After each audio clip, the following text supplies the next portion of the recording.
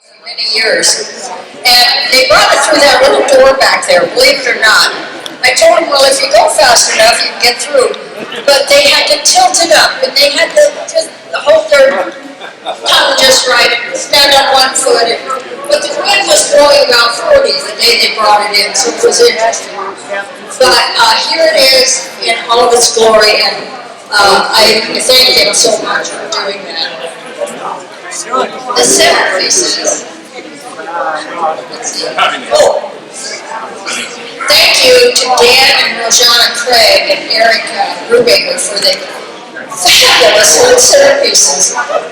Eric made the laser cut long easy gliders, and they really fly. Dan made sure he weighted the nose so that they really fly well. So if you want to take home this centerpiece today, there's an envelope on your table. Just put $20 in it, and it's yours. We have a few extra up here on the stage. So if more than one person at the table wants the centerpiece, you don't have to fight. We have more. Thank you to Steve Bench, Director of Operations at Santa Monica Museum of Flying, for donating 4 lunch tickets today. And we're giving those tickets to Craig Moore and his crew at Scaled. But I just thank the Museum of Flying for supporting us with that. We are proud to have America's first 2 commercial astronauts in our audience today, Mike Melville and Brian Benning. Mike is at this table, I think. Mike, oh, there he is. Where's Mike? Is Brian here yet? Well, Brian is coming, so Brian Benning will be here. And if you're interested in having some great photos of Spaceship One and White Knight, we have some, 2005 calendars. And you think, why would I want a 2005 calendar? When you see them, the pictures are fabulous and suitable for framing. And in the calendar, it gives every date of every glide flight and the X Prize flights. So everything is marked in that calendar. And there are a few over there on the table that we are selling. And I just want you to know that Bert's wife, Tanya, started a nonprofit called the Rocket Boosters and raised over $250,000 for various nonprofits in Mohave and California City during that time. Thank you, Tanya Rattan.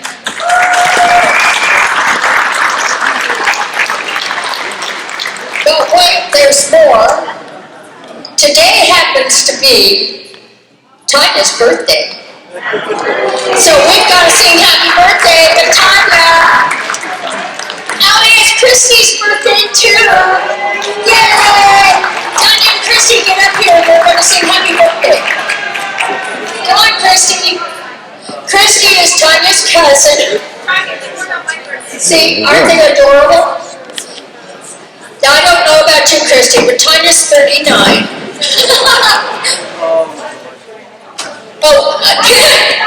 And she's 28. I told my kids that for years, and they said, wait a minute, you can't be 28 again. Yes, you can. Anyway, take their picture and let's sing happy birthday. Happy birthday to you. Happy birthday.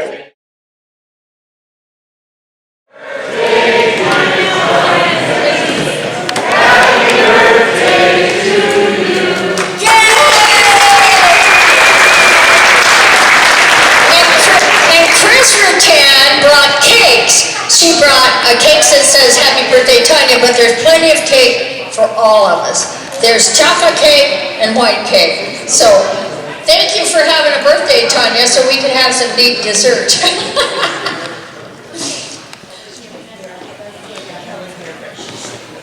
Yes.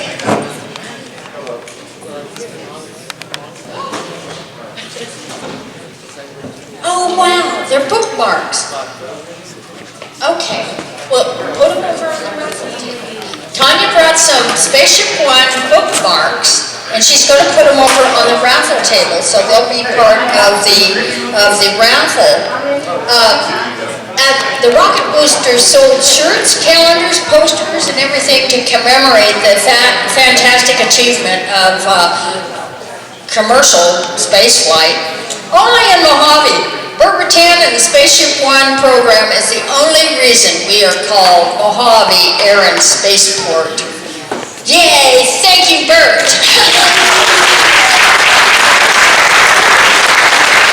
Mohave was chosen as the first inland spaceport in America. Anyone knows who knows me knows how much I love America and our military. Our veterans hold a special place in my heart, and we are blessed to have many veterans in the room today. But Charlie Plum is here, Navy fighter pilot, Vietnam veteran, POW for 6 grueling years. Thank you for coming, Charlie. There he is.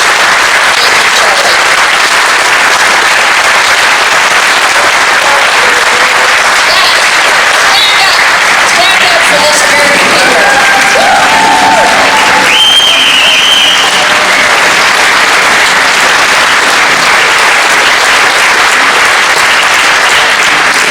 Absolutely, we love you.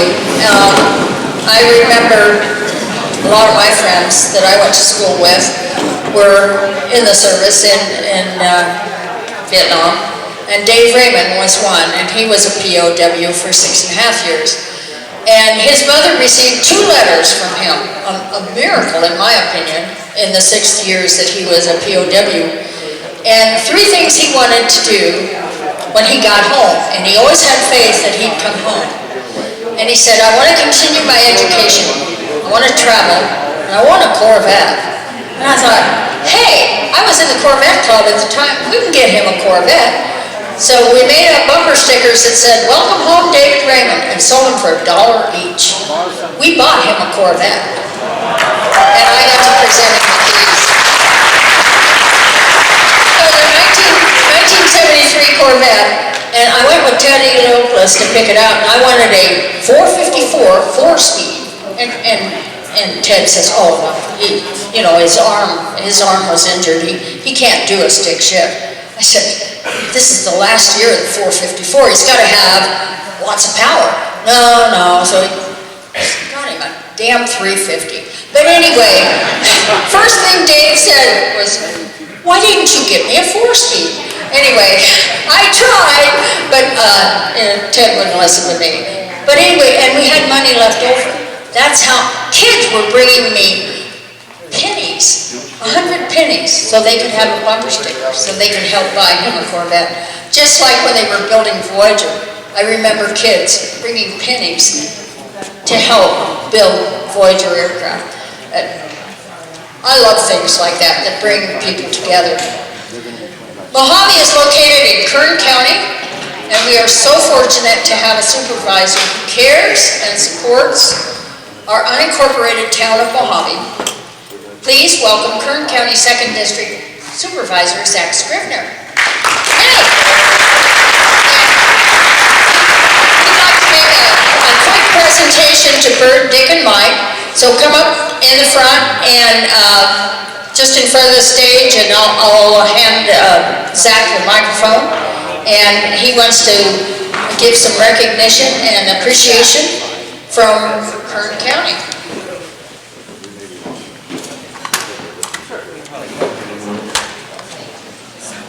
All right, well, first of all, what an amazing crowd we have here today, all the people that are here to support what has happened here for many, many decades. I want to thank everyone who worked so hard to put this event together, but none more than Kathy Hansen. Kathy is... She is the biggest cheerleader that Mohave Air and Spaceport has in the county. She has dedicated so much of her time and really her life to an appreciation for aerospace and for the mission out here. I think that argument that she lost on the 4-speed was the last argument she ever lost in her life, because I've never said no to Kathy, and so whoever that fellow was, he had a lot of guts. here in Kern County, we're so proud of what happens here at Mohave Air and Spaceport. We try to create an environment from a government, a regulatory standpoint that allows for the mission out here, the risks that are taken, the dreams that are fulfilled. And so it's been an amazing partnership for many, many years between the county and the airport board, and first Stu Witt, who was the executive director here for a long time that I had the pleasure of working with, and Karina has continued that tradition. But none of this would have occurred if it wasn't for the three men that we are here to honor today. They are the pioneers. They are the ones that dreamed big, and they truly are the reason why Mohave Air and Spaceport is known not only in our county and California, but globally. And so on behalf of the constituents of the 2nd District and all of Kern County, I want to thank you gentlemen for the amazing work that you did 40 years ago and continue to do for this county and for this industry. And so congratulations on behalf of the 2nd District. I have 3 certificates of recognition for each of you. This is a small token. There's no way that we can truly recognize what it is that you've done to further this dream of commercial space flight here, but it's a small token, and I appreciate you so very much. God bless you, and God bless Kern County and Mohave Air and Spaceport. Thank you.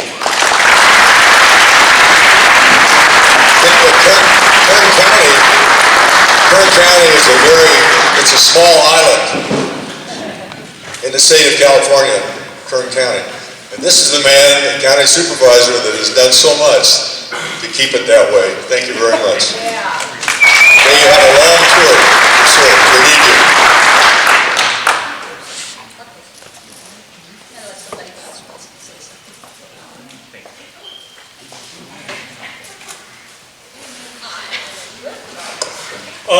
Just to fill in a little bit of time, when I came here, to Mohave,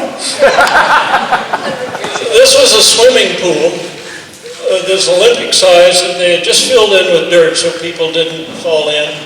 It was a decrepit building. It didn't look like anything would ever be done with it, and it looked like it was falling down at the time. And Stu Witt, I think, was a driver in getting this facility where it is, and it's a beautiful facility. And I just wanted whoever was in charge of getting that done, say thank you. I spent a lot of time in this desert and always looking for shade, and if I'd have realized how long I was going to be here, I would have done a little more to help the town of Mohave. But I'm falling on my sword and apologizing for that right now.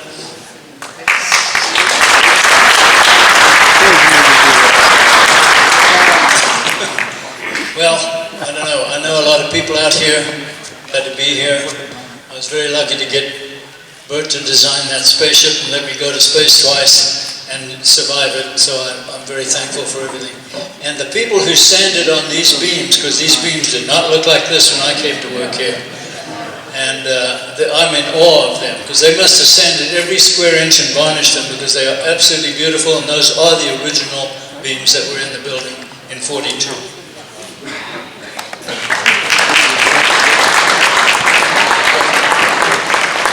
Yeah. Thank you. I want to acknowledge everyone here from the Mohave Air and Spaceport Board. I believe I see Andrew Parker. Who else is there? I'm half blind. Okay, Barbara is here, Barbara Parker. Anybody else from the board? Okay, and who else from the airport? You're it. Wow. Okay, well, thank you. Thank you for coming.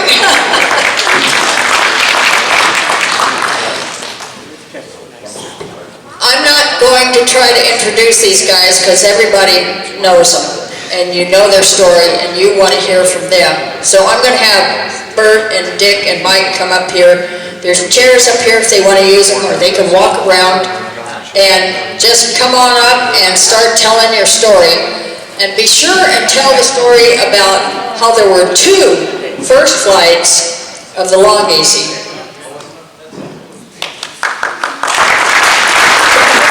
Dick Pretend, Mike Melville.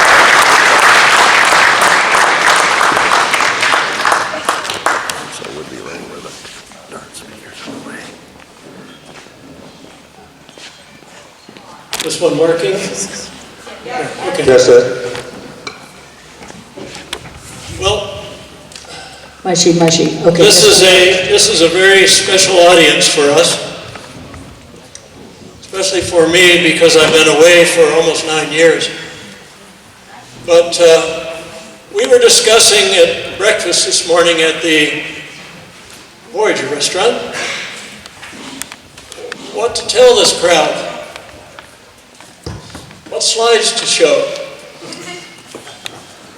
And I noted that this is not a typical audience. Mike and Dick and I give talks for a living, and we talk to all kinds of different audiences. But I want to ask you a couple of questions. How many here have ever seen a presentation given by Dick, Mike, or myself? Okay. We noted that same thing. You don't need to. We noted that same thing at breakfast. And we thought, well, we'll give I said, I'm not going to show any slides. These guys have seen all the pictures, except the top secret ones that'll come out in the biography. You know, the older you get, the less you give a shit about what you release.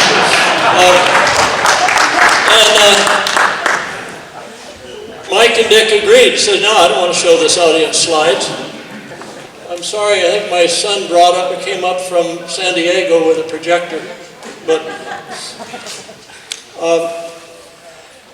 what we thought we'd do is something that I did sometimes with a guest, but I did it for probably 5 or 6 years at Oshkosh. Okay? And here's how it goes. In the interest of us talking to you for this wonderful time envelope we have, and we have more time than normally they give you, we want to satisfy what your curiosities are. So this is a talk show. I won't say that with one arm tied behind my back, an open line Friday, but it is open line Saturday. We are going to begin, just begin. If it doesn't go well, we'll do something else, but it's up to you. We're going to begin by asking you, if you want, stand up, say 3 things. Your name, where you come from, and then holler out. We're not going to wait for a microphone. Holler out at the top of your lungs a question for any of us. Okay? Now we are we are playing not just the role of the talk show host. We are going to play the role of the moderator who decides what calls will go through. Right? Now, if we believe that your question is something that's better for us to personally talk to you about in private, we'll just hang up on you, and we are all going to be available. First of all, we're not going to put anybody off. We are all going to be available after we're away from the microphones to answer any questions you want. But another criteria, if we judge that answering your question would bore most of the rest of the audience, we'll hang up on you and go to the next question. That way, and first of all, I've done this many years, so I know how to make it work really well. That way, hopefully we'll have a discussion up here, because I have found, and I think Dick has, and Mike probably too, that the best part of our talks sometimes is a Q&A after the talk, right? Instead of reading bullet things off of a slide, we're discussing with people. So we're going to do the whole thing that way. If it gets boring and we run out of questions, I'm going to threaten you we will go to a normal format. You got the rules? Yes. Okay, has anybody been thinking about it? Wave Okay, your hand. while you're all thinking about it, my name's Dick. I flew around the world twice with Mike. And maybe we can talk a little bit about that. But I want to do two things real quick. And that is, I want to reintroduce a naval aviator. His name is Charlie Plum. Charlie, stand up again. Charlie is one of those guys, a naval aviator. Now, Charlie, sorry about this. I got the microphone. Charlie and I have something in common, and we were both shot down about the same time, roughly over North Vietnam.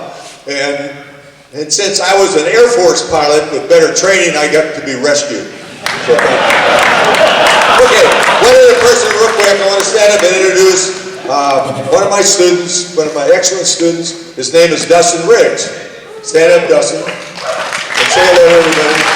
Now, out on the fly line, there's two airplanes that are very special, and they're the very first two Longeases that were ever built. Mike and I built those airplanes together in a handful of weeks, and we were the first ones to fly, the home-built version. And both of those airplanes are out there, and Mike asked me to fly back to his homeland in South Africa, and I thought, wow, what a cool thing. And so I'll only do it as long as you fly all the way around the world. So Mike and I flew both of those historic airplanes around the world, and Dustin is maintained in old blue, and it really looks sharp, and thank you, Dustin. Now, one more thing really quick about Dustin. He just got married, he's a brand new father, got a really beautiful little baby, but I had something to do with that. Now, real quick, insofar as he says, hey, Dick, I want you to marry us. And I says, well, I'm not a pastor or anything. So he told me that it's really easy. With 18 minutes on the internet at $35, you can become a pastor. So from now on, I want you to refer to me as Pastor Dick that flew around the world. Okay, now real quick on his wedding. The wedding back in Missouri, I didn't know anybody, and it's outside, it's in a nice lawn, and we're standing there, and I got everybody's dressed up to the nines, and I noticed across the way that there's a good-looking young female that's really eyeing old Dick, and I thought, hey, maybe there's something left there. And eventually she walked right over to me, and I said, hey, this is pretty neat. And then she said something, and being old and I can't hear anything, I had to bend over to hear what she had to say. And I bent over, and she said in my ear, Mr. Rutan, your fly is open.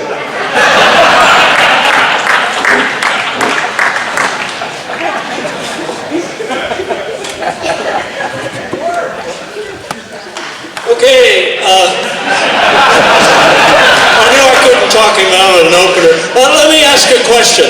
Okay. How many out there would have asked Dick a question about Voyager or Around the World with Mike? How many would have asked that question?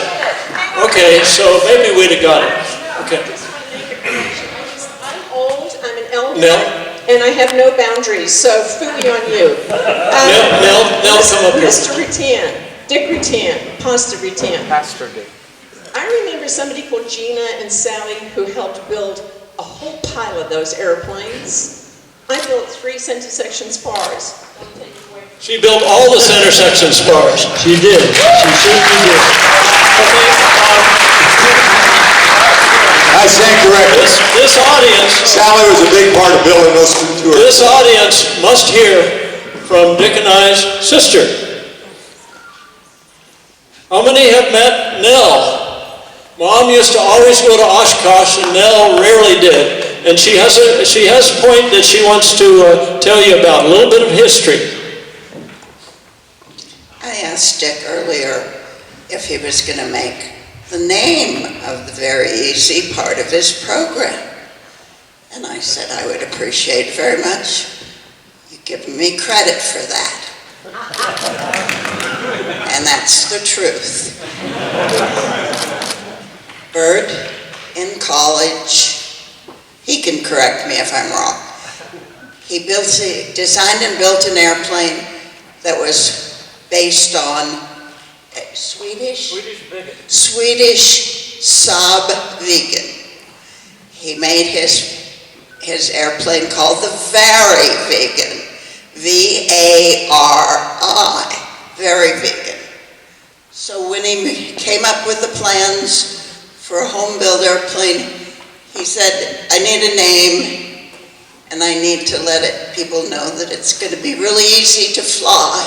It's going to be really easy to build. It's going to be really easy to have a lot of fun in it. So for a couple of days at our parents' house in Whittier, California, 45 years ago maybe, when he first thought of it. So I said, Bert, you got the ferry. This can be very easy. And then we had a discussion about how this was going to be spelled. Well, easy, E-A-S-Y, too simplistic. Let's make it E-Z-E, the letters. Very easy. I won.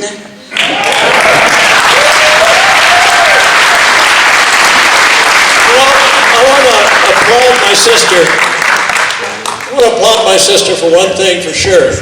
She's older than me, a little bit, 1 year or so. And God, she remembers things that I'd forgotten. But no, that's a true story.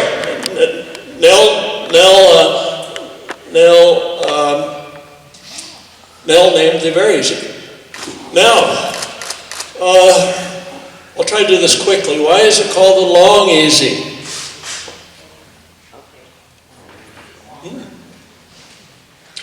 Well, first of all, we're running out of used Continental engines, and people were putting Lycoming, so it'd make it very easy to sit like this, not like this, right? And also, I wanted something that would be longer range, and something that would be more docile to fly. And the Lear Corporation came out with a Longhorn Learjet.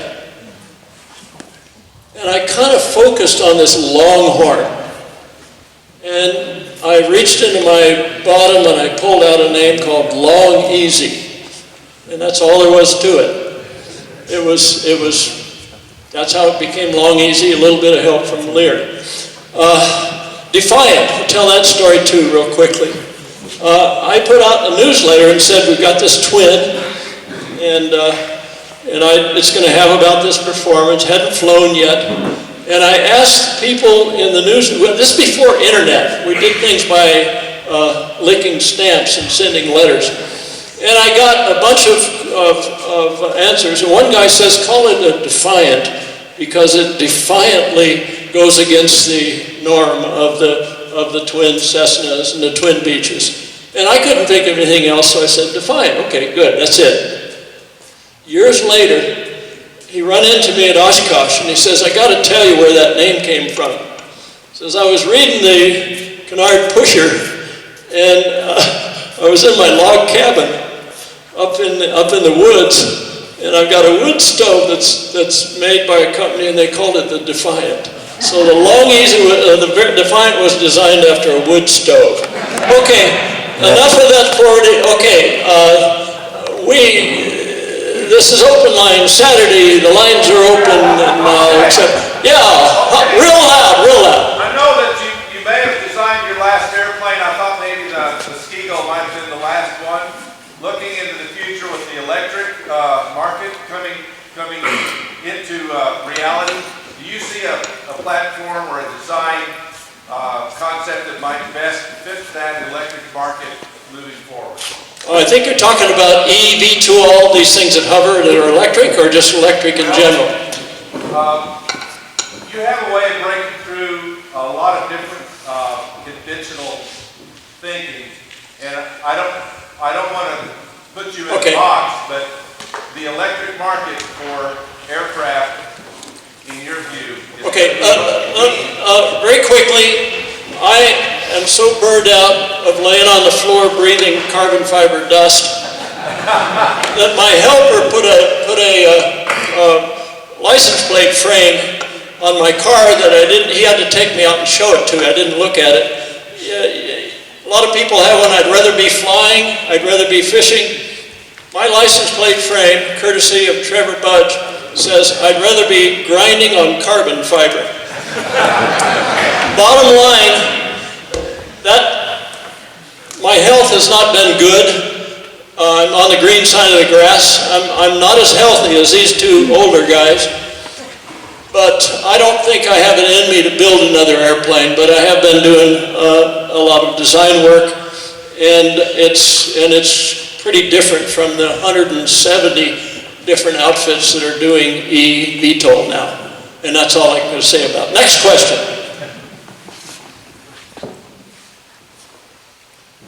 Russ Wilcox, Monterey County. If you were going to design the Long Easy now, what would you do differently? The first Long Easy was designed very poorly. It flew in June of '79. Fred Duran Glider Repair, which was in a building that you'd pass if you'd walk over here from the restaurant. He wanted to manufacture the wings, and he made tools and made them hollow. He was building a very easy wing with a plug-in spar, like a sailplane, instead of the cone fittings, like the Very Easy. And I liked that design, and I wanted to save as much as I could from anything else, but I wanted an airplane bigger with more wing on it, so I built a large center section, and I plugged in the wings that were Very Easy wings, and to handle the Lycoming's weight, it swept them way back. I forgot the number. There was probably 31, 32 degrees of sweep. Okay? And I put a Rhino rudder on it. Okay? And Dick did the first flight on it in June of '79. And it was a POS, which was a piece of shit. Exactly. In many respects. Okay, but Oshkosh was coming up, and it certainly had the range. So Dick flew it nonstop to Oshkosh in July of '79. I chased the flight with a Defiant, and I stopped for gas and caught him in Wyoming. Mike Melville was at Oshkosh, and we got a message to him where we were. He took off between biplane acts. You know, at Oshkosh, that's where they seem to go, and then they have another one, right? He took off between that, flew west, and we joined up as a 3-ship, and we introduced to the Oshkosh crowd of hundreds of thousands of people this brand new, wonderful airplane called the Long Easy in a 3-ship semi-aerobatic show. Okay? And then after that, we went home and started over. And Dick made the first flight of it was November 7-9 RA for 1979. Route 10 aircraft. He made the first flight of an airplane with 23 degrees of sweep, no anhedral, bigger fins, and by golly, it was a winner. That was one of the finest flying qualities of any home built at the time, and we started selling plans for that 6 or 8 months later, and it became the Long Easy. So I like to consider the first flight of the Long Easy as the first flight of the modified and home-built configuration, Long Easy. Yeah, that was 40 years ago today, or this morning. That's right. And I was looking at my logbook about the first flight of the pre-prototype, and we flew that airplane, of course, to Oshkosh and back with a Wino rudder, with the rudder up front, which is kind of weird. And I realized that we had flown, Mike and we had flown that airplane for 80 hours, putting Band-Aids all over it. And I think the only reason that we have a really nice airplane called the actual production, Long Easy, is the only reason that happened was that Bert ran out of Band-Aids.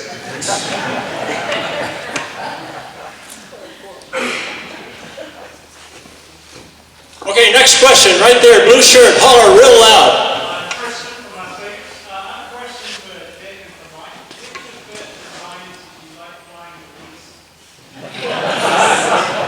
Say again louder.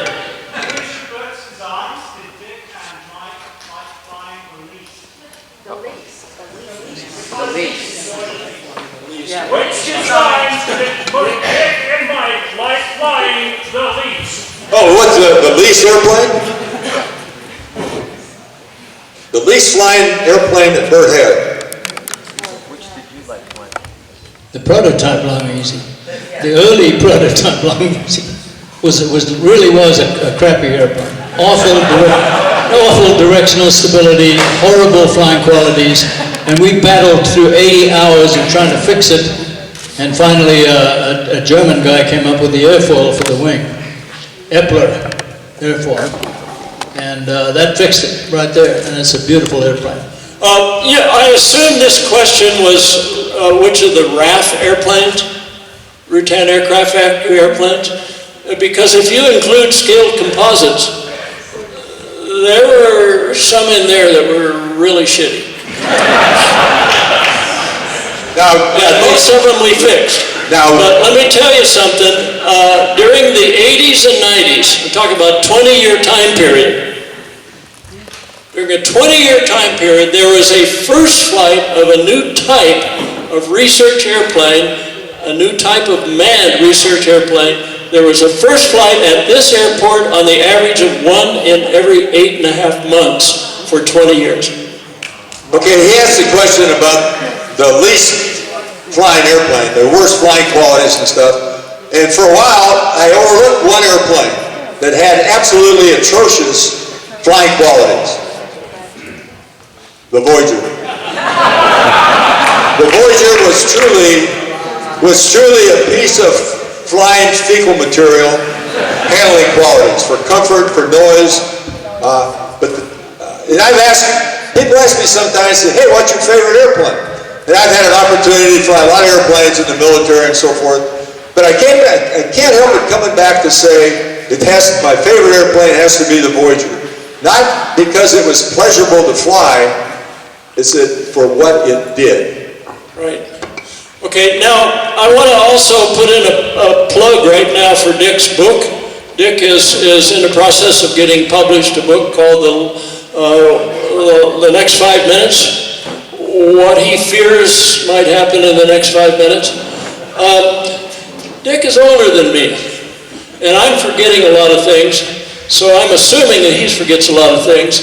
But one thing that he forgot is when he flew the Voyager on its first flight, when it's at lightweight, he came back with glowing comments about how well it flew. That's true.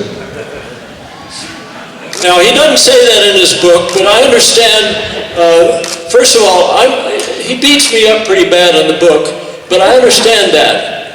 And when I put out my book, I'm going to say right up front that my book is what I remember my career.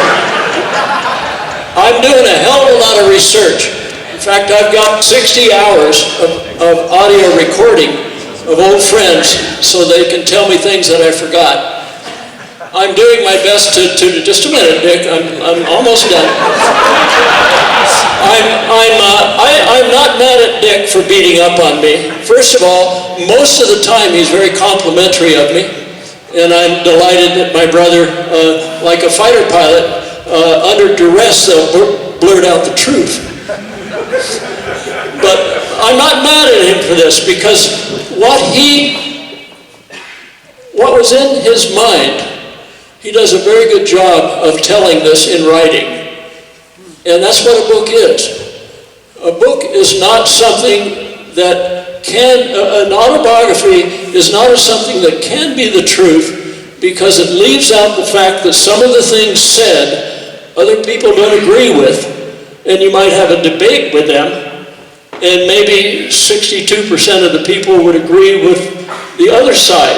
But it doesn't matter. What you're reading is, in your head, what your career was. And I applaud Dick for doing that, even though he beats the crap out of me some. Now, Bert and I, the forward of the book, basically says the same thing.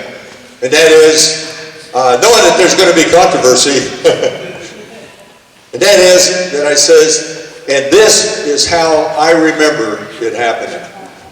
And like Chuck Yeager says, when people didn't agree with his book, they said, F you, write your own book. Anyway, the book should be out, and it's at the printers now, and it's almost here. It's called The Next 5 Minutes. But I want to recognize somebody my name is there on the author, but there's two people in this audience that really made it happen and turned it into a readable document, if you would. And one is Kelly Hall and my wife, Chris. So stand up. Anyway, these two ladies took my head scratching and over a lot of hours and agony and stuff, they put together so that it was actually good enough to be published. And anyway, I think you'll enjoy both books. I think Bert and I's book are going to be a little bit different, but we are different, and that's good. Hey, thank you. Is my wife here? I don't see her now. Tanya, where are you? I apologize for not recognizing you sooner. My wife is 60 years old. Oh, she danced at the first. See, I forgot that already. Anyway, she's the most wonderful person that I've been proud to have been with for most of her life. No, I had some marriages that were shorter, and I will discuss that in detail when I put out my autobiography. Okay? And actually, 3 of them I would do over again. No, we're on this trip. We are going to go, Tanya and I are going to go and visit 6 great-grandchildren, and 3 of them we haven't yet met. So I am very proud of my first marriage, even though we were teenagers. Even though she had to leave town and go to high school, in those days, well, first of all, the pill had been invented, but teenagers didn't have it. But at any rate, my son, Jeff, is here, and my daughter, I'll visit her on the trip. I am absolutely delighted that 7 years produced a lot of very beneficial things, a lot of very positive things, and it changed my life for the very good. Zach, you got a question? Yeah. Can Mike and Dick talk about the weights and ranges and performance they got on their around the world Long Easy trip? And Bert, can you talk about what you thought about the airplane being operated so overweight and so on and so forth over the ocean? Long Easy overweight? Yeah, so these guys are flying way heavy. No, I mean, as the builder, Zach, you can state the gross weight of the airplane. You don't have to weigh it. Right? So that's what Dick and I did. We just said it was a 3,000-pound airplane. We put 155 gallons of gas in it, and it was a 3,000-pound airplane. Anyway, I would like to introduce my wife, Sally. Sally and I ran away. We ran away when we were teenagers. Sally was 17, I was 19. We ran away to Gretna Green in Scotland, north side of England. And we thought we would run over there. I had a job at a building trade in London. I told them I'd be back on Monday. I got on my motorbike with my wife and we drove 400 miles to Gretna Green and found out that you had to stay there for 21 days to establish residency as a Scot. And so 21 days later, we were married, came back and had no job. Anyway, we celebrated our 58th wedding anniversary just the other day. Thank you, Sally.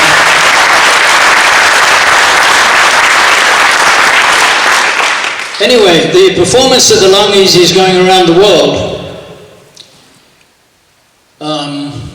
we carried I carried 154 gallons. How much did you carry? Yeah, we were both pretty much the same. Yeah, right. And so you had a long takeoff roll, and fortunately for us, almost every single time we took off was at sea level. I didn't even think about that. But if we'd have tried to take off at something like Mammoth, we would not have got off the ground. Make no mistake about that. I think Dick even may have something to talk about there. But we took off at sea level, I think, every single time except once as we went around the world. Because most of the time we landed at little islands on an airport that was right by the beach and didn't even give it a second thought until after the trip. when Dick went to Mammoth one day and found out that you couldn't carry that much fuel in 2 people if you were at Mammoth. So we were pretty lucky. From that respect, we didn't think about it, but we didn't have any problems. It was like an 8,000-foot takeoff roll, but other than that, it was the airplanes did well. We leaned them out, ran on what, 6 gallons, 6.3 gallons an hour, and we weren't going real fast, but we were in 38,000 miles all over the world. We zigzagged all around the world. We didn't just 38,000 statute miles. In 80 days. In 80 nights. Yeah, it wasn't 80 No, it was days. like the movie. No, it was 80 nights. Yeah. Trying to talk Mike into writing a book about that, or at least a detailed argument, but then it would be fantastic. One thing, if you remember, Mike, when we were doing the flight testing, I don't believe we ever filled up full tanks, ever. Never. And the very first time that we ever filled it up was on Reunion Island. Reunion Island. Yeah, Reunion Island, and we were going to go across the Indian Ocean all the way to Cocos Island, someplace near Australia. And that's the first time we ever had it full, and we recognized that. And as we taxied out, Mike was the flight lead, and I was his loyal wingman. And so it says, whatever you do, you just do it, and I'll just say toop and stay on your wing. But I'll never forget that morning, because as we pulled on the end of the runway to take off, we had never ever been this heavy before. And the funny thing was, I didn't notice it at the time, but the runway would turn and it would kind of disappear off the end. So about halfway through the takeoff roll, Mike disappeared. So I'm standing there thinking, you know, if he doesn't make it, there's no damn way I'm going to try it, because we're both about the same. But then finally, after a long, long time, he finally reappeared out over the ocean. That was an 8,000-foot roll till I got up enough speed to get going, and lifted off, and I just lifted it off 10 feet and kept flying level for a long, long time till I saw some airspeed. And that was poor planning, wasn't it? Well, but one of the real interesting things to me was, in the Voyager we had radar and I could see all the weather, but we did not have radar, and we're going to go from South America, Recife, South America, to the Ivory Coast, that short way across the Atlantic Ocean from South America to Africa. 2,200 nautical miles. That's right, it's a long darn ways. But the thing is, with no radar, because of customs, and it's another story, that we could only fly our long-range flights, they had to be at night. And we took off, and it was dark as the inside of a cow. We're right at the equator, and we could not see some of the most vicious weather. Thank goodness, because if we'd have saw that, we'd have never even tried it. But not knowing that, so Mike was flying in the lead, and I'm kind of high, looking down on him, and we can't see anything. And the next thing, Mike's lights disappear. Boom, they're gone. And then I hear Mike give me a strangest muffled tone, semi-panic or something. And about that time, all hell broke loose to me, and there's rain and shower and the worst turbulence I could even imagine. And then finally we're sitting there, and I call him, and I says, call when you're out, and we're talking back and forth, and pretty soon he says, okay, we're out. And then all of a sudden, boom, then I could see him again. And I thought, we had to endure that the whole damn night, all the way to the Ivory Coast in Africa. Right. Thunderstorms, too. I mean, there was big thunderstorms, and we couldn't see them because it was so dark, and there was no moon. So that was pretty terrifying. We learned a bit from that, though. Well, what I learned was about South Africa. It's an absolutely gorgeous place. And Mike toured me all around where he went to school, and got to see Mike's homeland. So Mike is He's an African-American. well, I wasn't going to say that, but I'll say it. Mike is an actual African-American. Yeah, we got a contract with NASA, and we qualified to get it because we had an African-American employee. You know, I want to tell a story about Mike and Dick's Around the World flight that I don't think they've ever heard. How many of you heard Mike and I talk about seeing the Voyager for the first time in 9 days? And how we broke down in tears. I can't even talk about that anymore. It was very emotional. There was a time that was somewhat similar to that. We didn't hear much about or much from Mike and Dick and their long, easy flight around the world. Sally flew to Perth, Australia, got to see them. She went 747, I guess. And I think you were back here when they came. But I will never forget the time that we had information as to when they would come home. We knew the time that they would come home. And I walked out of the building 13 there, and I went out the taxiway so I could see up the building. And I walked way out of the infield, and I stood there for what seemed like a half an hour or so. And when I saw these two specks, just two little specks, heading to Mohave, I broke down and cried. Because, they did something really dangerous on that flight. They told you only a couple of things. They did some really dangerous shit. And yeah, we didn't agree on everything, but hell, he's my brother. I was out there alone crying because I saw him coming home. And that was really an emotional time for me. Wow, appreciate that, Bert. It was pretty scary for us too.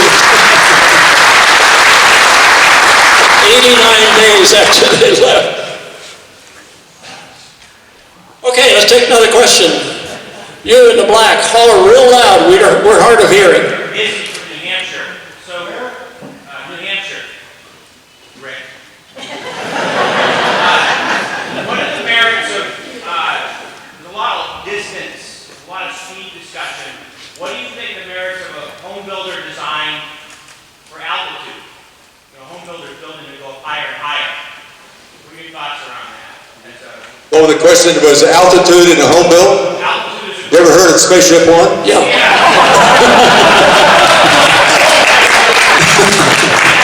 The weird thing about Spaceship One,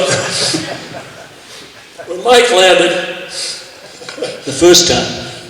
well, the important time, Okay. the X Prize was just some money for Paul. When Mike landed, It was my butt. I got up there and I made some predictions that were all wrong. But I predicted that because there were, 27 outfits that said they were competing for the X Prize and whatever, I made some predictions about what may happen to manned space. I didn't know it at the time because it was only June. But in the full year of 2004, the world had only 5 manned space flights. And our little group of several dozen people on this airport did 3 of the 5 world manned space flights. And that's why when people ask me, I'm not supposed to ask a question, but when people ask me, Bert, what's your favorite airplane? I would always say the next one. Because I wanted to challenge myself to not be bored on the next one and to try to do something next that was at least as exciting or more than all the airplanes had done. But I'll tell you, after Spaceship One, I did 2 things. I would always say to that question to Spaceship One, because I don't think I would ever in my career do something as far-reaching in forms of envelope expansion and, go as fast as an SR-71, but do it straight up, okay? And my fastest airplane was a Triumph at Mach 0.74. So anyway, I knew that, and I'd always say Spaceship One. Another thing I did is I decided I wouldn't design any more airplanes. I would do preliminary designs, but I wanted, let's see, Zach Reeder is here. He designed the wing for the big airplane. Jim Ty's not here, but he designed Spaceship Two. And Bob Morgan, are you here, Bob Morgan?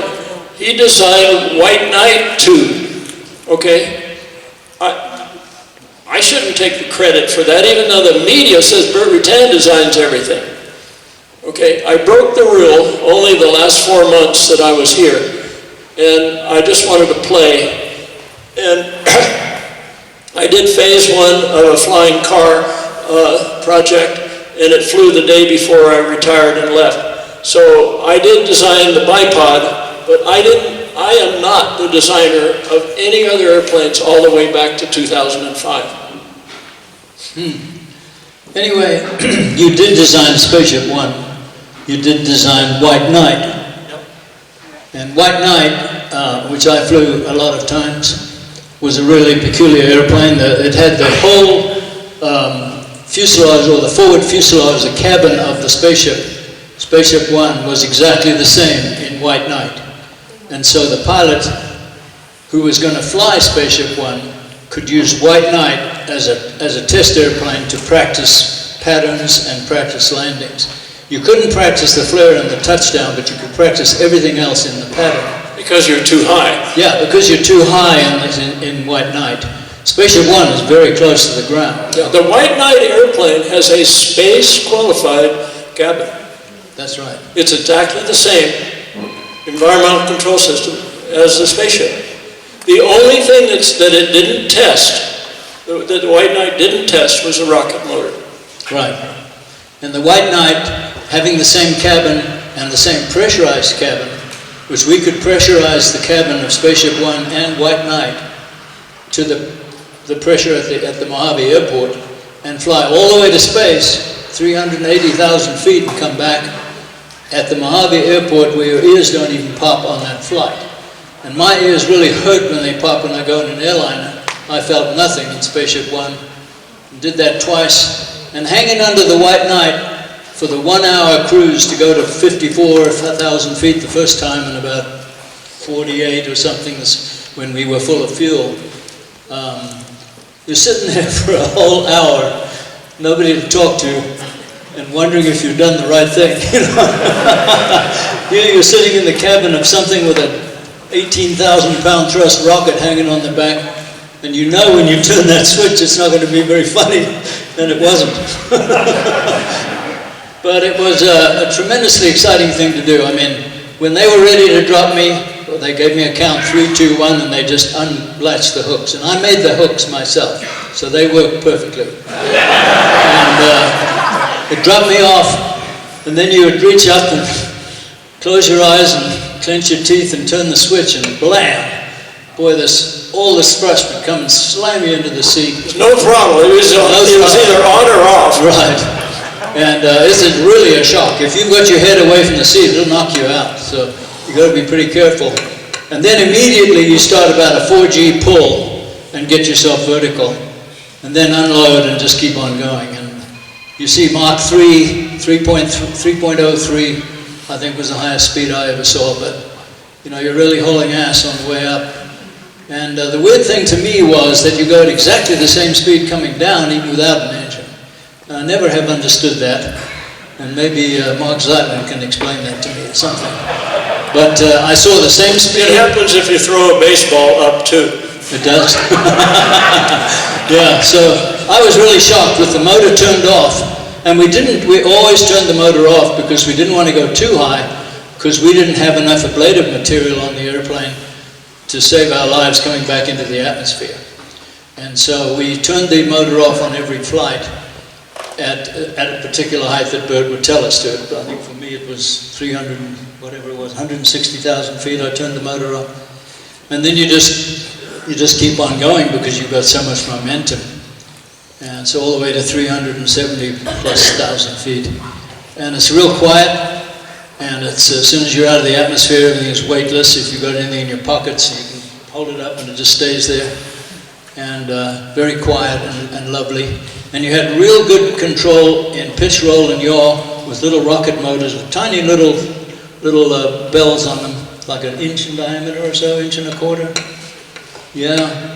And so you had very precise control of attitude in pitch, roll, and yaw. with these little rockets that were really fun to use. I mean, you could They roll were the nothing but- airplane upside down, or you could pitch it and make it There were loop. nothing but micro switches on the flight controls. Right. If you go to almost full aft stick and you don't get enough because there's not enough atmosphere, if you pull further, it fires the rockets. Right. It's real intuitive. The pedals and you just use your regular controls. Unlike the X-15 and that garbage thing they've got on Spaceship Two. This was very nice. By the way, it wasn't burned up, Mike. The thermal protection wasn't really needed on that. You would only damage the outer ply. The big thing about going too high was structural loads in the feather. Okay, I didn't realize that. The heating was never an issue. Oh, one thing, there's another individual I want to recognize that just came in, and it's our airport manager, Karina Dries. Could you stand up, please?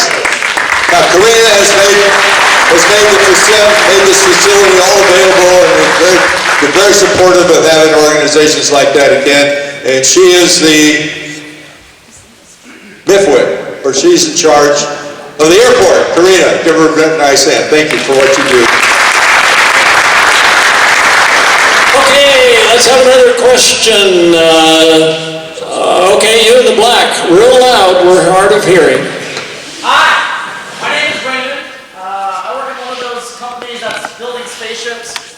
Got a question for you, Bert. So, as an engineer, I sit at my desk all day, and I think that the models I've got are right. But you know, you got to take the next step to flight test. How do you get comfortable with putting a person in the thing that you're designing? How do you get from on the page to putting people? How do you get comfortable? I would have never been comfortable. The question is, how does the designer get comfortable with the safety of an airplane when you design it and it goes out to fly? Was that your question? Yeah. Okay. I don't think I would have had the courage to do Spaceship One like almost everyone else in new space is doing. When I say new space, I'm including everything from X-Corps, and there was one of them out here on the line, which Dick set a distance record for on a rocket easy.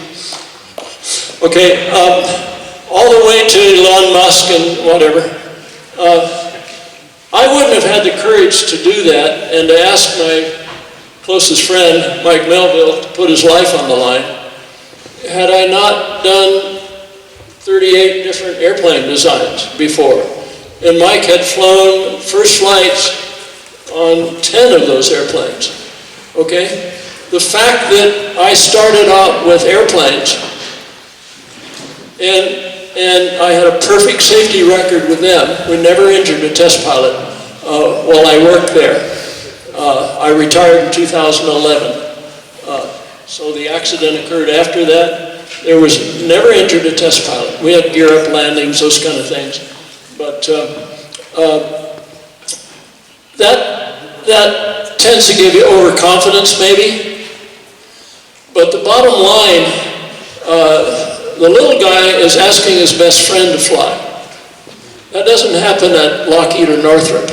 You're asking someone in a different department, people who are flight test pilots, and they have little interface with the designer. In fact, I was told by some of those guys that it's not a good idea to become friends with the test pilot. And just before closing the door, on Spaceship One, on the 21st of June, 2004, knowing that we were going to run that rocket more, to go above 220,000 feet for the first time, and to go all the way to 328,000 feet. What did I tell you? Well, first of all, you wanted to get in the back, and you did. If, as I remember, you got in the back and strapped yourself in the back seat, And we sat there for a long time with the white knight. Did that give you confidence? Oh, yeah, absolutely. Yeah, I figured, well, hell, if you feel safe yourself to go there, what the hell? But anyway, we sat there for the longest time, and I couldn't figure out what was going on because the white knight was ready to go. We were going to go out and take off. And then there was a big rapping sound on the side of the airplane. The FAA came by and banged on the door, and Bert opened it and crawled out of the airplane. But that was a real bummer, because that would have been your only shot to go there. I know. But what did I tell you just before closing the door? I don't remember. I said, I could see, you know, the powered flights didn't all go well. In fact, the only one that went well was the last one, to winning the X Prize. I said to Mike, Mike, it's just an airplane. Oh, that's right. Yeah, you did. And it was. Yeah, I flew it 3 times powered. I flew it, I think, 9 times unpowered as a glider. I did the first glide flight, the first flight to space. And boy, it was really something to come bombing out of the atmosphere. I mean, the sky goes bluer and bluer and darker, and then poof, it's black. And you look around and there's stars out there and you think, man, alive. It was really something to Mike see. got to see that much better than anybody else that flew the Spaceship One. Everybody else that flew the Spaceship One had a very difficult task of flying it while looking at a flight director, and they're sitting there working their butts off with the pedals and the stick to bring that little triangle into the circle. And they're concentrating on that really hard. Mike flew a rocket flight in which, after he got pretty steep like this, he had nothing to look at because the acceleration had moved the knob off of the wipers that dims the screen, and the screen went totally black. And Mike now kept the rocket motor going. He knew he was going up because he could see black forward, right? He kept it going, and he looked, and he could see anyway, he got to see it go blue to black like that, and no one else saw that because they were staring at the damn screen. Yeah, and I was looking out the windows trying to see where the hell I was. So I could deal with yaw pretty easily because I could see where the horizon was on both sides in these little side windows. And I put the horizon kind of in the middle, but I had no idea where I was in pitch. So I just pulled it to where I thought I was pointed up, and lo and behold, I was. So I did. I was looking out of the windows when the sky went black. And I mean, it was a pretty sudden thing. And it really came to me that, wow, we are actually this high. Your impression looking at they're actually placed so that during the boost, the horizon is right in the middle of this window and this window. And then during your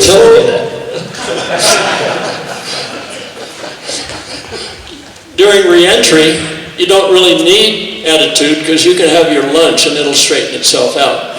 But after you come out of feather and spend either 9 to 20 minutes, depending on how slow you want to fly, you're looking at the horizon in the middle of the top nose windows, right there. So it's your pitch and roll attitude indicator. And when you flare to land, you don't want to flare too much, you're going to hit the tail or fall.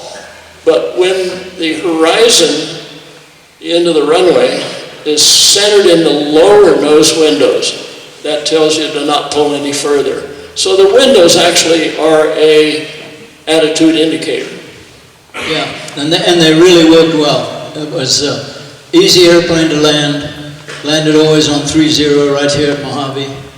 And I'd done lots of landings as a glider, so I was real happy even with the space flights. My first flight wasn't all the way to space, but it was into the black sky.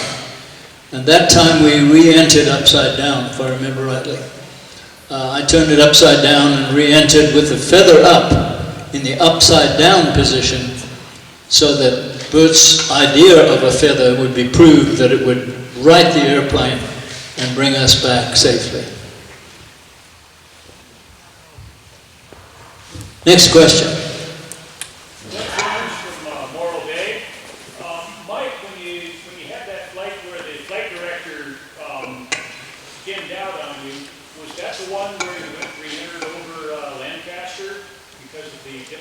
and charging? Okay, so he's wanting to know which flight it was that I ended up right over the Palmdale Airport, actually, outside the restricted area. I'm very embarrassed to even talk about that because we were supposed to stay within 2515 restricted area, and I inadvertently flew out of it and didn't realize it until I was coming down and looked down and saw the Palmdale Airport, so I immediately turned in the direction of Mohave, which is like 35 miles away, and headed that way and landed. They gave us a license to fly the spaceship. And it said on there that you must re-enter in this 2-mile by 2-mile box. And it's out where they determined by actually count that there was only 2 prospectors and 1 mule. Okay? And I rejected the license. I said, no, this is a hand-flown, unprecision airplane. It could re-enter over Bakersfield and we could climb home. And we are not going to accept that we must do that. And I whispered to them, if you just say that we will try to enter in that box, then we've got to go. And we won't find out on CBS tonight that the FAA won't let us fly. That's exactly what happened. It was a lot more interesting than that. It was a hell of a lot more interesting than that, and you're going to get the full story because I'm going to write that chapter on my deathbed. Okay. The FAA, when they saw that video, there was a still frame out of the video where it showed the Spaceship One heading not just to the Palmdale Airport, it was centered on the Air Route Traffic Center of the FAA, the building. And the FAA guy says, I want that, and I'm going to print it and placard it and frame it and put it on our office wall. We re-entered pointing right at the Air Route Traffic Center. And guess what? We tried to enter in a 2-by-2-mile box way up here. Okay, and one of the things about it is they knew not to ground us. I wonder why they didn't. I mean, I'm how going could to tell they that know whole story. I'm not going to tell it now. That's good. Bruce, good to see you, young man. Anyway, any more questions? Yeah, let's recognize Bruce. Yeah, let's recognize Bruce. Bruce Evans. Stand up, Bruce. Stand up. Bruce Evans. The hero of building Voyager. Yep, Bruce built Voyager. And he was the mechanic that kept it running and kept it safe for Dick and Gina to fly. It's good to see you, Bruce. And I think I saw your airplane out there that we went and picked up some time ago. Yeah, it looks pretty. And I believe that Bruce is probably the only one in the history of the Collier Trophy whose name was not going to be on the trophy, on the citation, but did at our insistence. Is that right? That's exactly right. And to recognize it. Bruce is also the crew chief for the round the world attempt in a balloon. Hey, it's Brian Benny. Welcome, Brian. Boy, we just got done talking about you, Brian. Yeah, you should have been here. It was nasty. Now, there were 3 people that, we didn't have any money, but there were 3 people that built the airplane.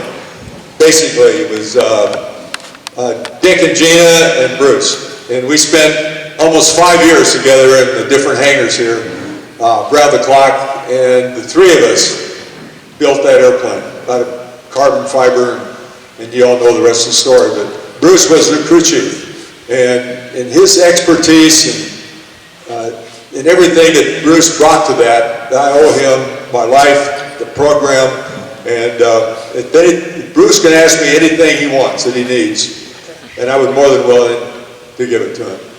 Thank you, Bruce. We mentioned about 12 minutes ago that Spaceship One had all these anomalies in its powered flights, and they had only one flight that didn't have anomalies.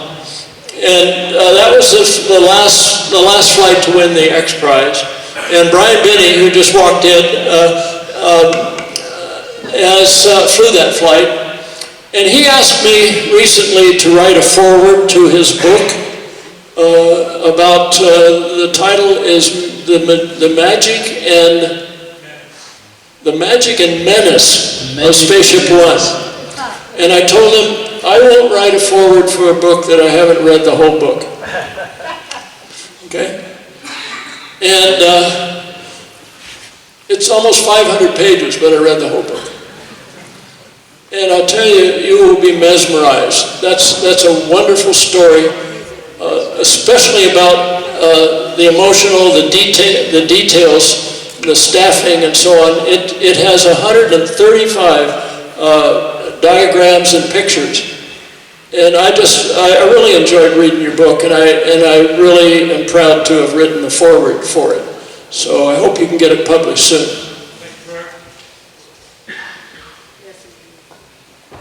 Yes. This question is for Mike. What's the story with the Lucky Charm that when you go for a flight that gets put on you? That's right. Okay, so that charm was something I gave to Sally when we got married. And on the 6th of October in 1962, I think it was. And I don't see Sally, and I'm a little worried about that. Oh, she's hiding back there? Okay. Yeah, I didn't see her, sorry. So I wore it every time I did a first flight in one of Bert's airplanes, and every time I flew Spaceship One. And when I got done with that, Brian came to me and said, hey, I'd really like to wear that too, because you're still alive, and maybe it'll keep me alive. So he wore it, so it went to space, all the way to space 3 times. Yeah, and so she still got it. She wears it all the time. I don't think she has it today, but it's a beautiful thing. It really is. Thanks, Brian. Yes? Tehachapi. Wow, that's a long way away.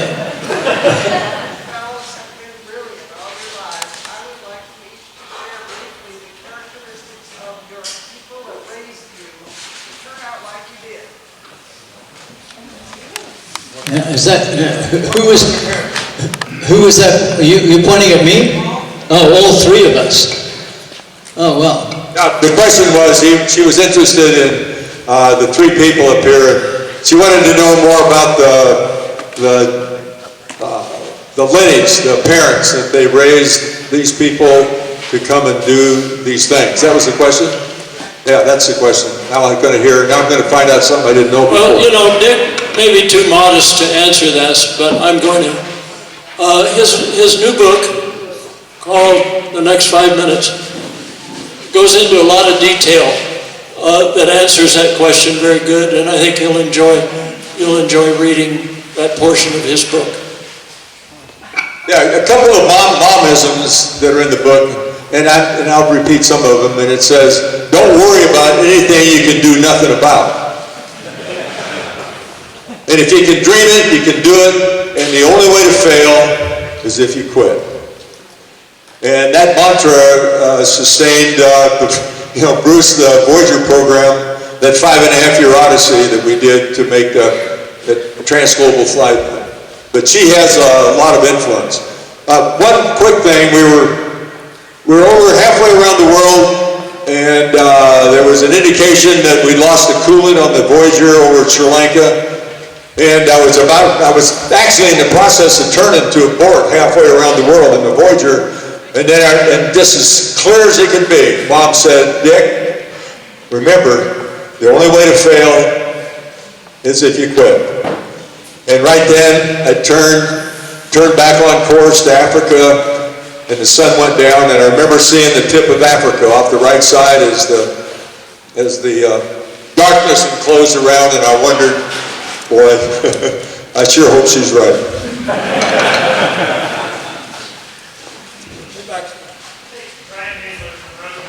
Mike, I remember you telling a story one day about getting into the deep skull in the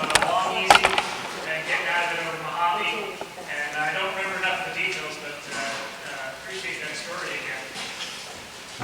Okay, so he's asking about the deep stall and the long easy.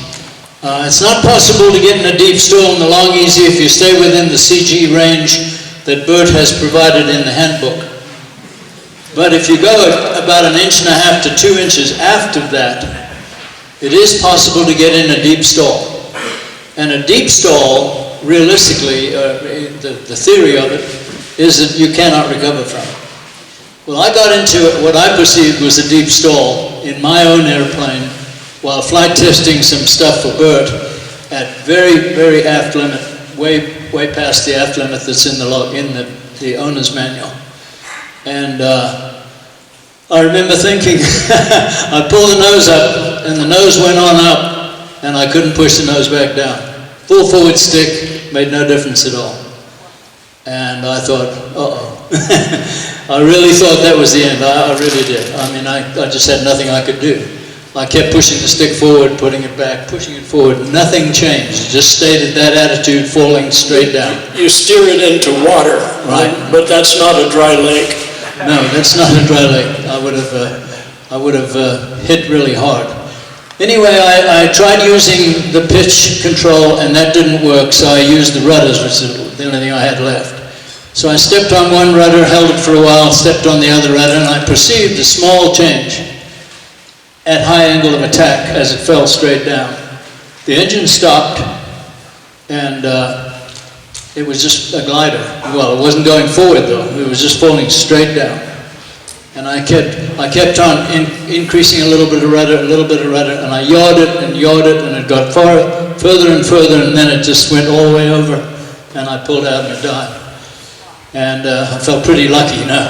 A lot of test pilots who had helped me in my career had told me different things that you could try, and I forget who told me that, but if you have no control in pitch, then all you have left is rudder. And so I just worked on those until I got it fixed, and I recovered it, I think, about 400 or 500 feet. And you know, I started at 12,000 feet, so I was very, very fortunate. It reminds me, I didn't answer Zach's question, the second part of his question. He asked me what I thought about operating a long easy out of its limits and whatever. And actually on the very big plans, it said right up front, it says, this is a free country. You can design your own airplane. This is just kind of guidelines about how I did mine. Go ahead and have it and have fun. It actually said that in very big plans. And I built one of those. And the Long Easy was only authorized to fly with an O235 Lycoming engine. Okay. And if you built the airplane light and so on, you could put a starter and an alternator on it. Now, true, a lot of them have been way over gross, and it is true. When you go out and build something heavier or something different, that's fine. You're exercising your freedoms to be the designer of that. You also take on the responsibility to, and you should do this before you carry passengers, to do all the flight testing to assure yourself that your new design is safe. Well, I'll never forget the advice I got from Molt Taylor. How many here are old enough to remember Molt Taylor, the flying car guy? Oh yeah, Molt. Okay. He told me once at Oshkosh, he says, Bert, he says you should always insist that every builder that buys plans from you always insists that he build it and fly it exactly to your plans and your operation manual. And then when you go home, you should pray that no one ever does.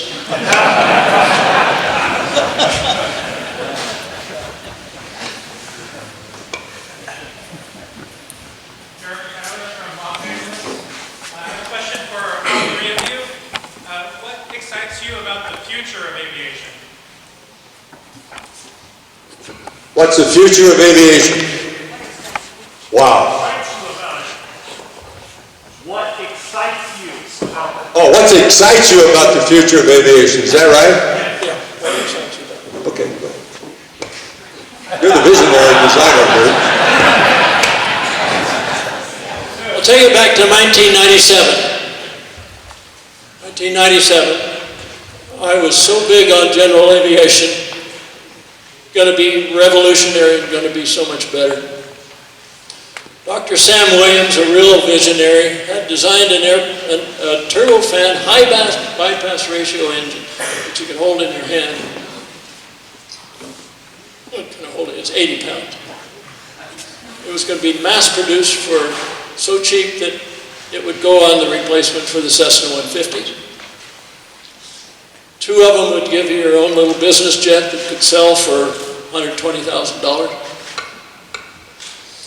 And you could even cluster them and put them on commuter airliners, and you could change it out so quick that it didn't delay your gate stop to put a new engine on the airplane. And you'd carry a spare in the baggage compartment. And we built an airplane for that engine, which wasn't available yet, and we put cruise missile engines on it. We flew it to Oshkosh in 1997. It's called the V-Jet 2. Now, I'm not going to take the time. It's a wonderful story, but if you're really interested, let's do it after, so I don't dilute, so I allow more questions come in. But it's a story. I went to an airplane called something else. What was it? And then later Eclipse. You know, John Roth said, "What is an eclipse?" Well, it spreads darkness throughout the earth. But they built an airplane that was way too big and way too heavy for the engine, and then were surprised that the engine didn't work. But anyway, bottom line, I was really big on general aviation then, being totally revolutionized. And there was another thing that happened about the same time period that I was totally turned on by for general aviation. I was thinking about it just last night. Shit, I forgot it.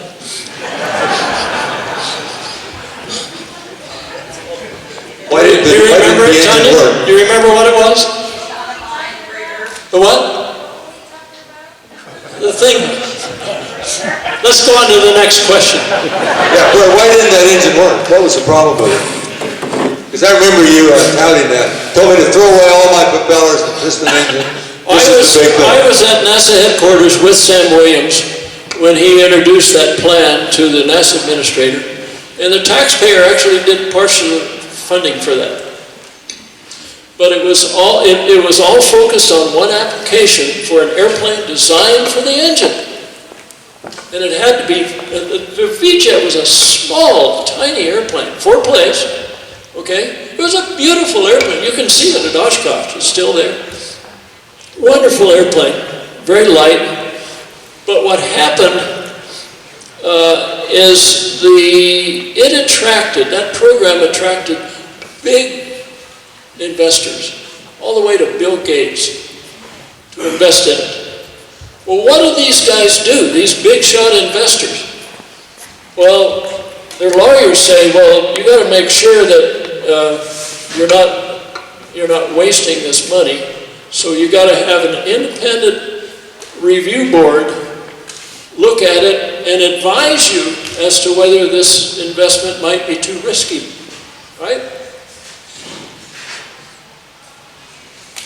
And that little exercise of lawyers and advisors that are risk averse and don't know that you have to take big risks if you're going to have breakthroughs meant that the airplane got big and it got heavy and it got designed and the program was managed by someone who had certified a standard old technology airplane. It was a turboprop in Europe, I forget which one.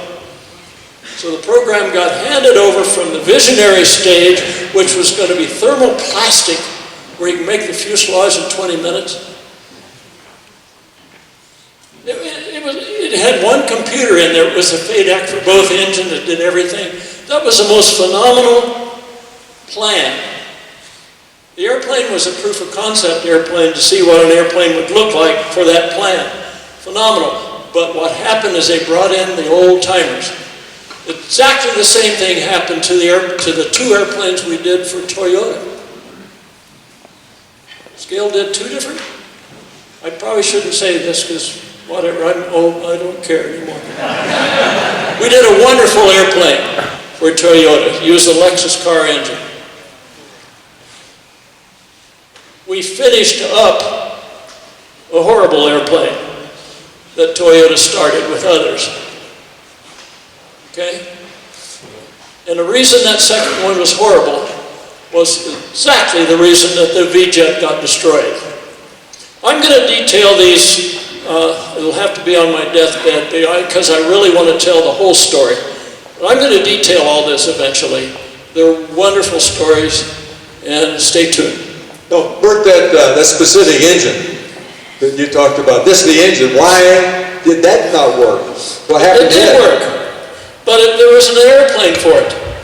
Okay, first of all, it never finished its development. Okay?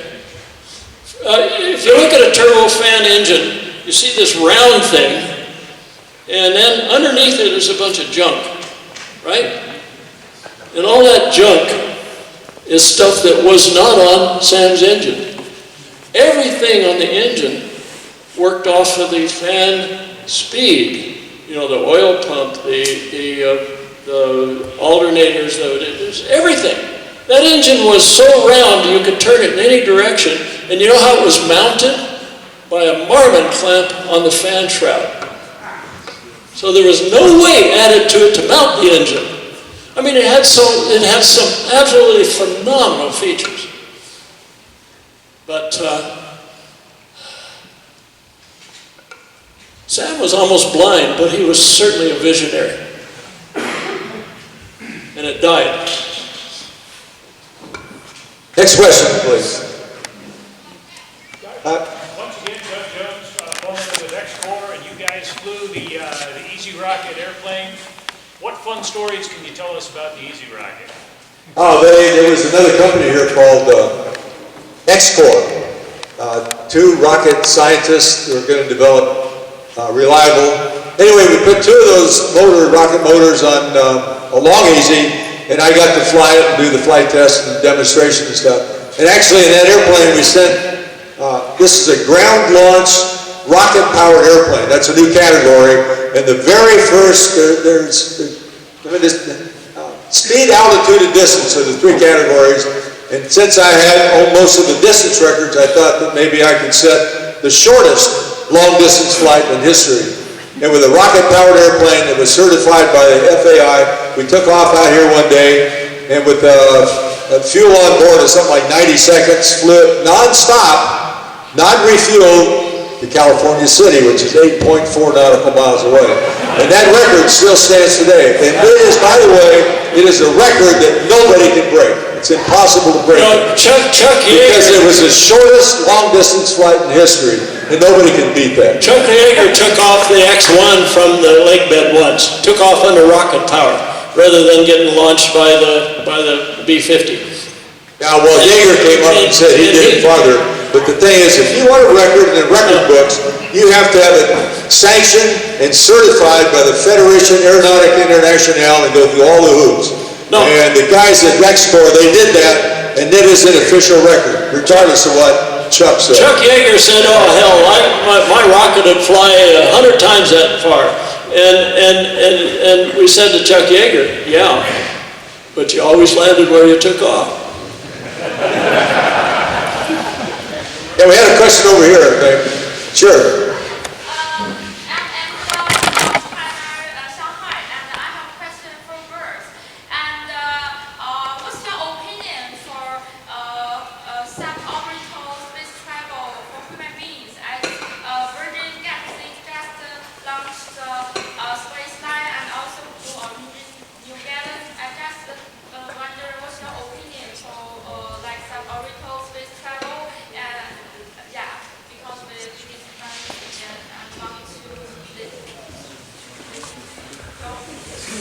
Now the question was for Bert, and I was hoping that he could understand it, because I couldn't.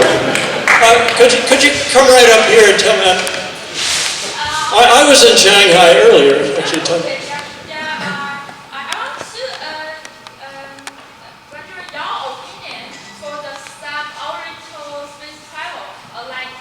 For the, or for what? Space travel? Excuse me, what? Or orbital space travel? Okay. Orbital, oh, suborbital. Okay. Okay. Okay.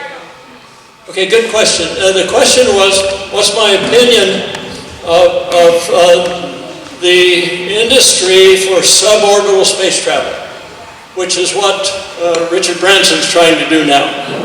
Okay. First of all, the opinion that I had when I did Spaceship One was that orbital space travel could not be offered to the public for two reasons. One, generically it was too expensive, and generically it was unsafe. At that time, 4% of the people that ever went to space had died in space accidents. It's only 4 accidents, but you can't start an airline if you're going to kill 4% of your passengers, right? Horrible safety statistic. And, of course, nobody had thought of, gee, you could reuse boosters, like Bezos and Musk are both reusing boosters.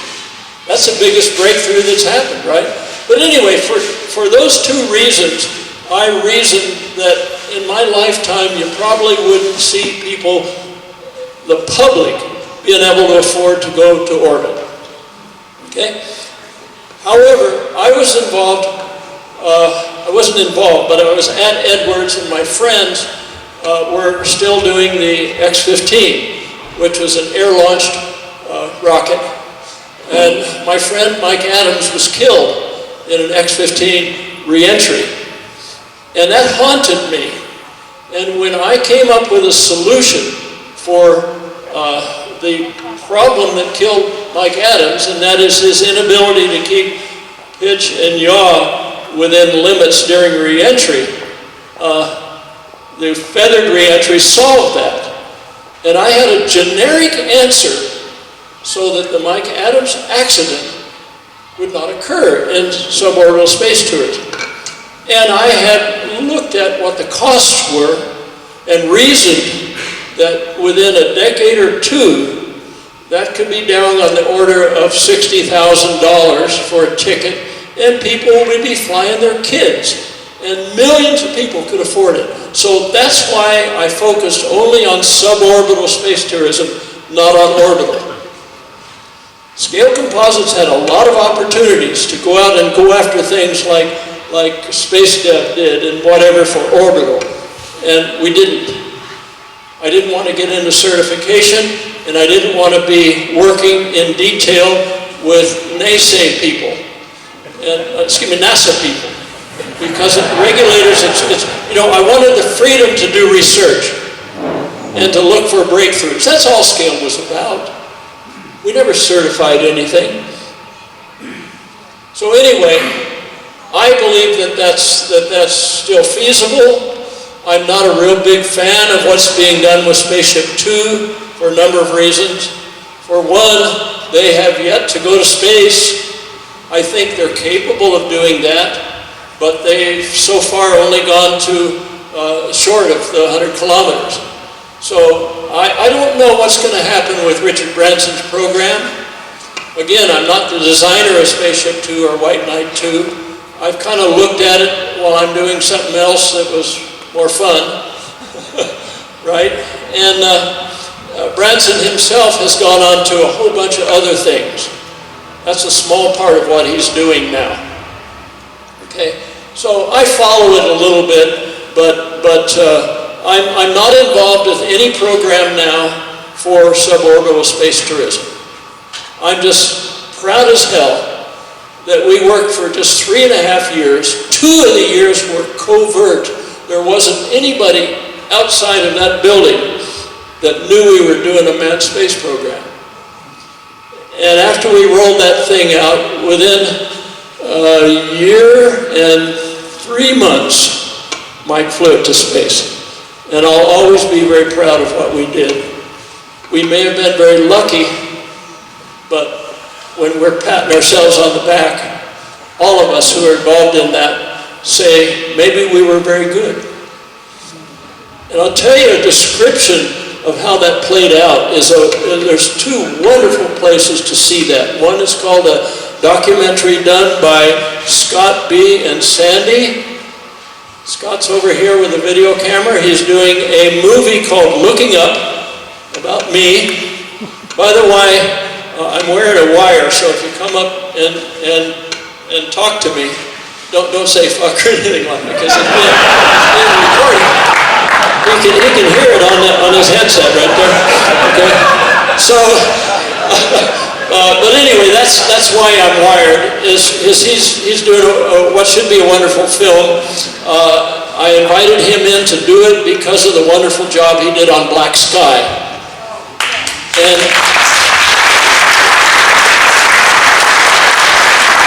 another wonderful place to learn about the details of Spaceship One is Brian's book. And I hope to see that published very soon. Okay. I'm glad you talked about that. And I'm sitting here thinking about something historical. I want to put this in historical perspective. And if you take it in a long period of time, let's go back roughly 100 years from now. And there was a couple of brothers and some other pioneers about flying airplanes. Now, most of the people at that time would look at that and say, there's no fine way that that'll ever work, right? That's what most of the people thought. In fact, my dad, when he saw his first airplane, he looked at it and said, wow, this is really something. And he knew that he would never in his lifetime have an opportunity to even afford to take an airplane ride. Now, if you think about what was going on in people's mentality back in those days,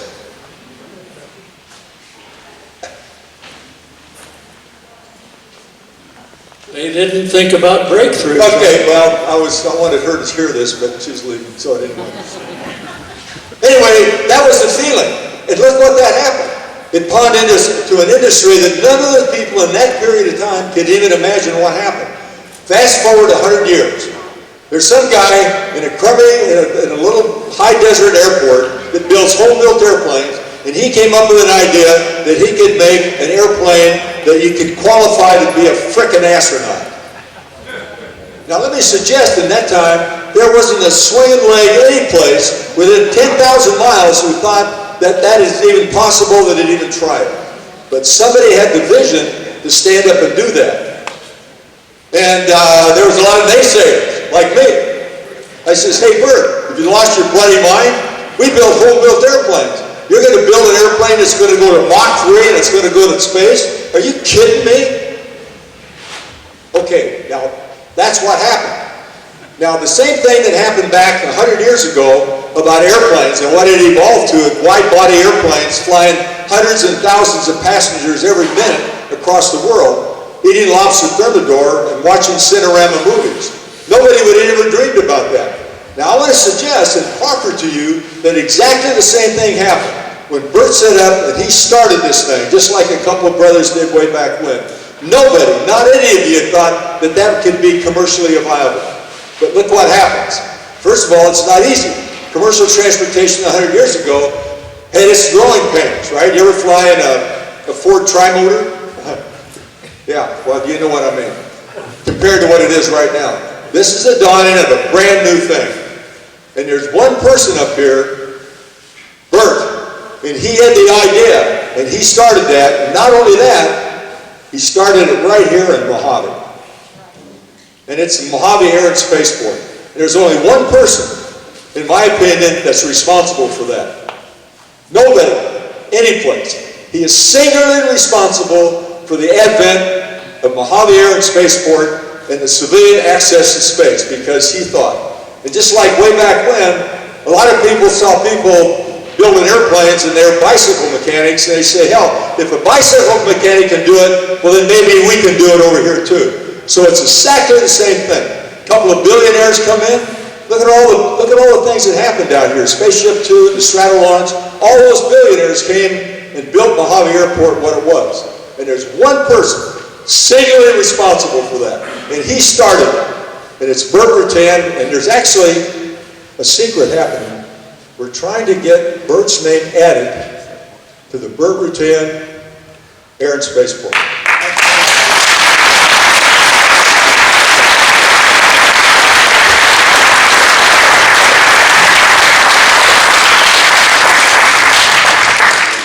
Well said.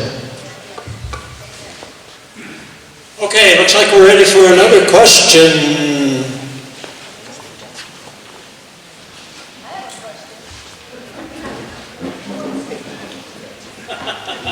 Who wants to eat? David Orr. Hi, David.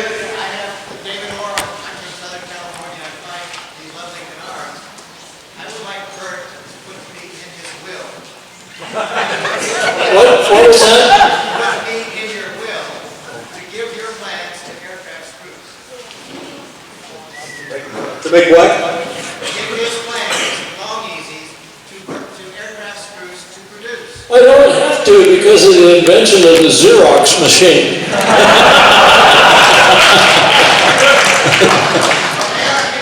Yeah. I'm really surprised that a lawyer would advise that to me.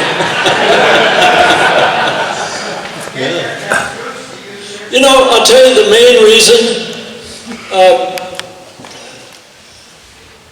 I found that in order to provide adequate safety for people to build airplanes in their own garage, and to be able to cover the safety of the D and even F student is an enormous job.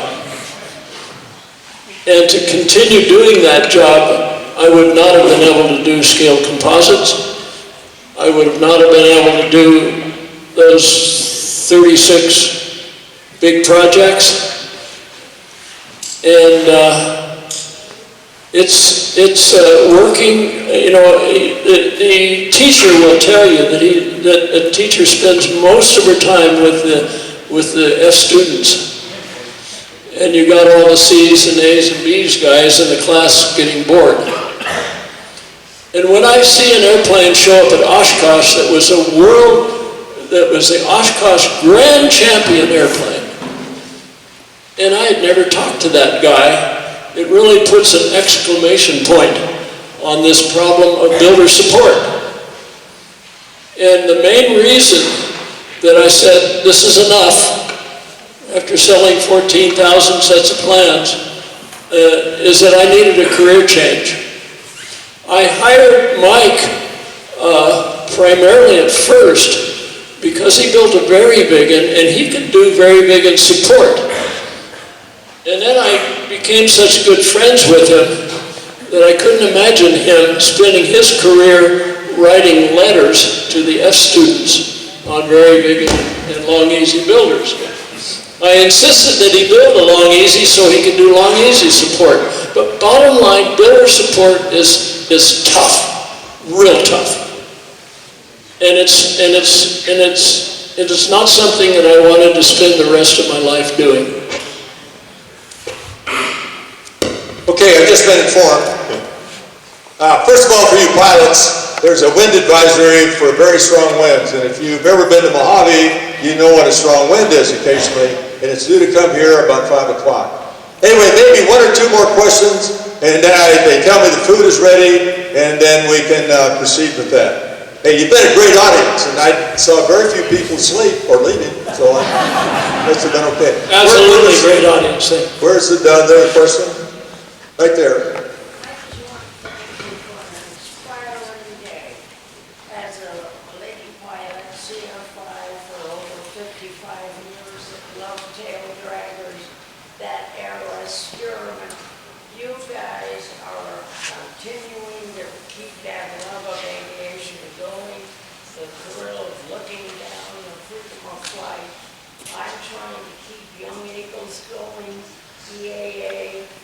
Sometimes you think I'm not doing too good of a job, but the love of flight is in me. It's obviously in all of you too, and you gentlemen are an inspiration. I have loved every moment of it. Thank you so much. We love you back.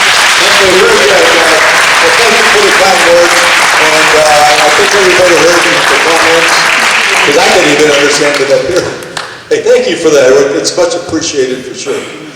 One more and we'll go eat, right? Get you guys out of here by 5 o'clock. Wow, I must have answered all the questions. The three main question is that we put it in a bag and dropped it out. And she was not related to Chuck. And we got home with 18 gallons, and the airplane hangs in the National Air and Space Museum. Oh, by the way, there's another fight with the Air and Space Museum with the Voyager people, and that is that they're going to take it. Right now, the plan is to remove it from the Milestones of Flight Gallery in the mall in Washington, D.C., and they want to put it in some other museum out in the boondocks. I don't know what it is. But anyway, there's a big, I got to get into that fight right now. And, but anyway, that's what's happened with the Voyager. Hey, anyway, any other last comments? And we're ready to wrap it up? I have a comment. Yeah.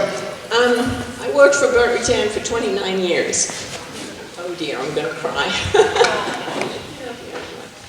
And in all those years, I've never done what I'm going to do now, and I don't know why.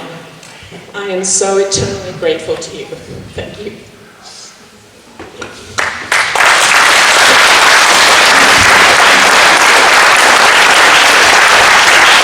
Second that, Bert.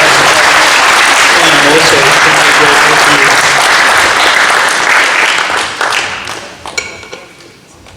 Let's go eat. Last word. Give us. What last word? Wrap it up, Mike. I've been talking too much already. No, wrap it up. Well, I'm hungry. Anyway, I really enjoyed all the questions, and if anybody wants anything, they can stop by and you know, if they've got a question they'd like from me, I'd be happy to talk to them while I eat. Let's eat.